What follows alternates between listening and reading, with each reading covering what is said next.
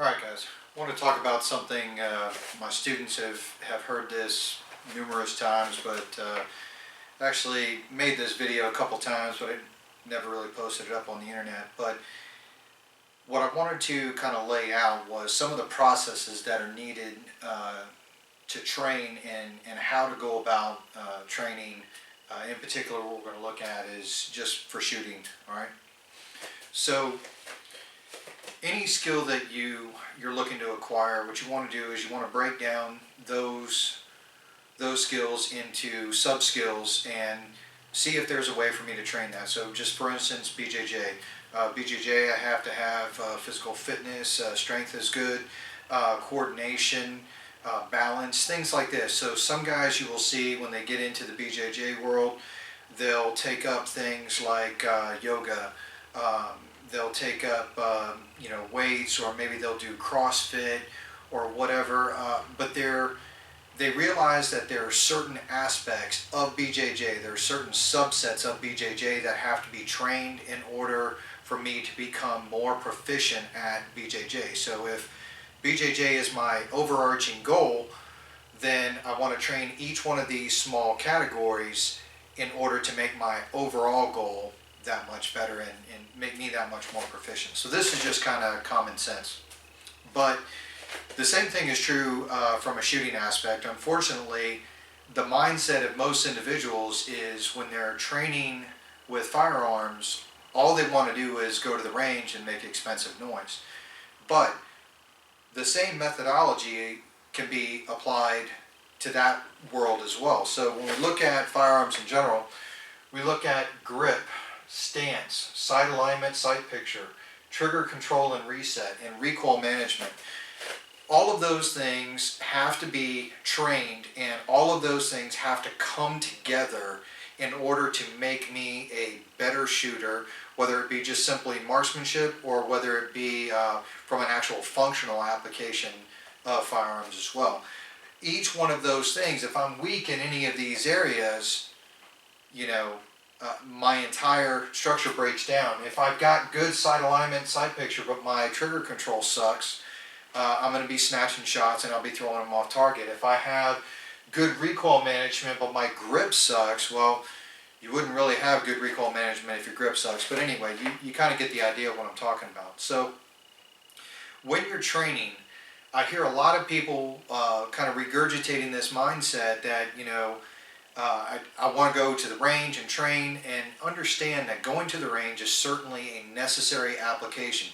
Just like in BJJ, me getting on the mat and training BJJ is a necessary application, but it is not how I get better. You don't constantly go and take the test to get better at learning. If I have a science test, I need to learn all of the information, and then I take the test to tell me if I'm getting better or not. I don't just sit down and keep taking the test over and over and over in order to get better. I need to actually learn the materials that are going to be encapsulated in that test and get better that way. The same thing is true here. So when I start training firearms, when I start training marksmanship or functional shooting, combat shooting, anything like that, I need to be proficient at all of these things to free my mind up for other things like situational awareness and target discrimination and things like that. But grip is absolutely crucial. Now, I don't want to get into too much about the actual specifics of each one, but I want you to kind of get the idea. When you're training at home, do you need a real firearm and a range to be able to train grip? And by grip, I'm not just isolating it to just grip, I'm also referring to like maybe establishing your grip as you would in a draw scenario. Or weapons manipulation, changing mags. Can you maintain that master grip and still function all the selector levers as far as fire safe, ejecting the magazine? Can you clear malfunctions, immediate action drills, things like this? Can you do all of that and still maintain your master grip? Do you need a real firearm on a live range in order to do that? And the answer is no, you don't. So stance.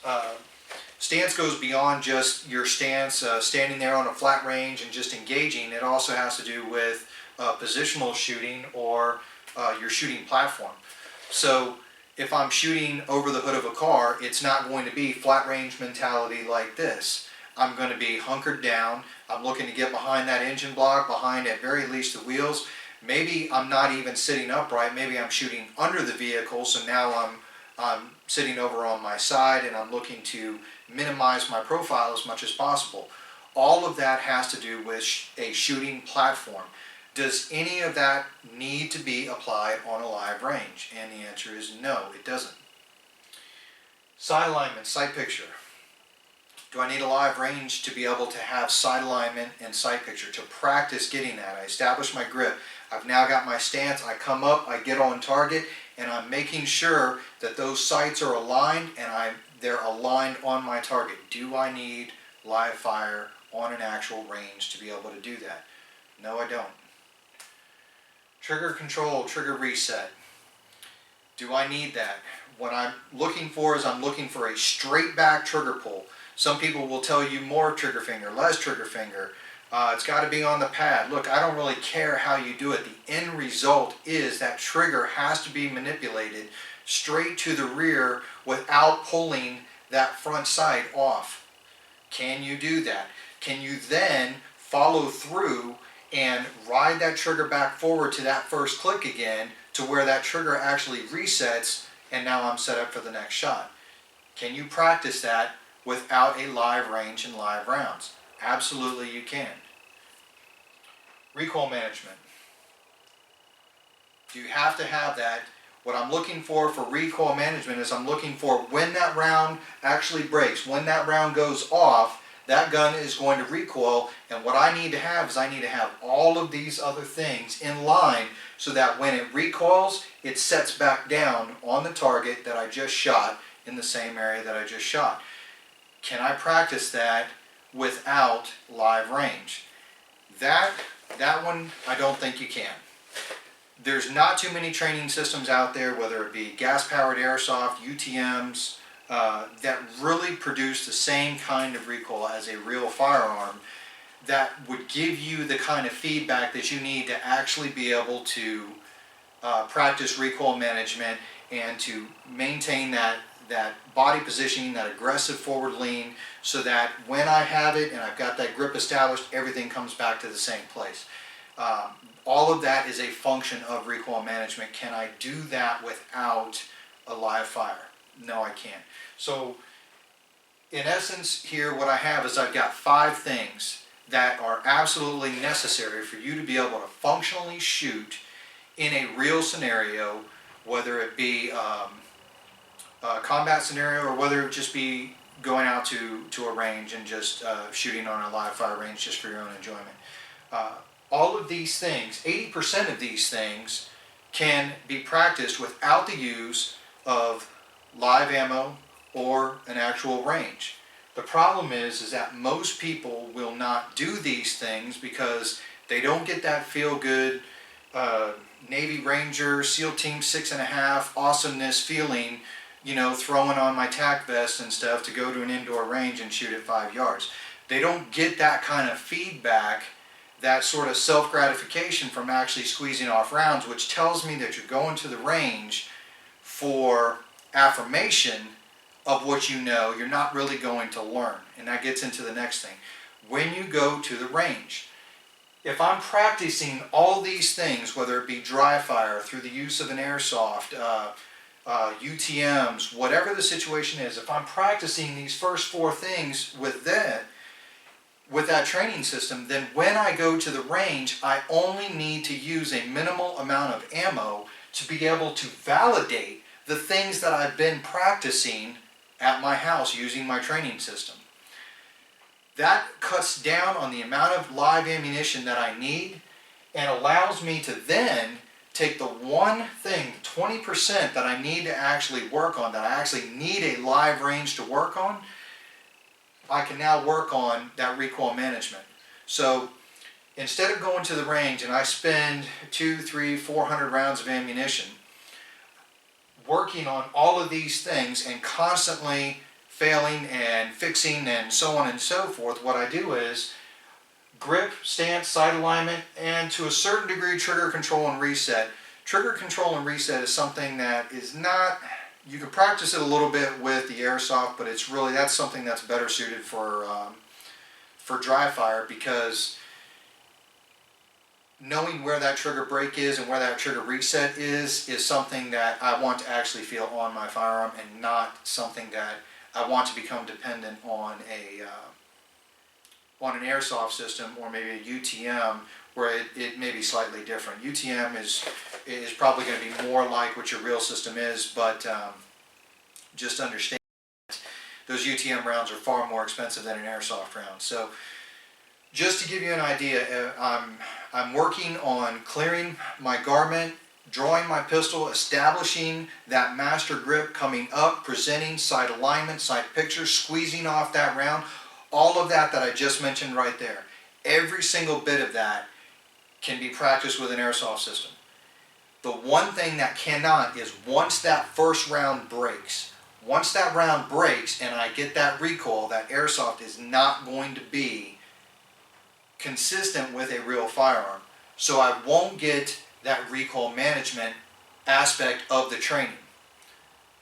But 80% of that training I managed to get at a fraction of the cost, and without having to go to the range, and without having to worry about really my environment and so on and so forth. And by that, what I'm talking about is you have guys on that flat range who talk about their training with live fire for the purpose of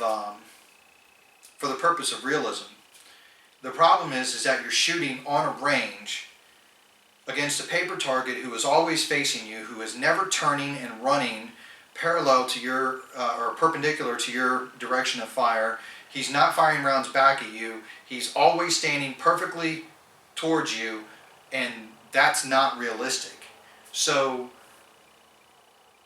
it is far more realistic for me to be in an environment, maybe a force-on-force environment, where I have threats coming from multiple directions. Those individuals are now turning directions, and let's just say the brainstem, which might be through the ocular cavity, nasal cavity, to knock out the brainstem if I'm facing directly on, as I turn and I give you a profile, is no longer center mass anymore. Now I'm looking at back of the skull. So understand that point of aim, what I'm looking for, really requires to train realistically, to train as realistically as you can. It requires three-dimensional targets, which nowadays a lot of people are coming out with, but the downside is there's always a drawback. If you're shooting live rounds on a three-dimensional target, unless you've got one of these systems that is automated, robotic, and on these little tracks and so on and so forth, unless you've got that kind of money, which I don't, I would just as soon train with guys in a force-on-force scenario where they become aggressors and I'm defensive, and then we swap out roles and I become the aggressor and they are defensive, and we go hands-on and we employ strikes, and we have maybe some headgear on and some eye protection. And what we do is we train, we come back, and at the end we hot wash the scenario and we say, okay, that strike actually cut me through to the cheek. Well, that's not going to be a kill, assuming that I'm shooting straight on.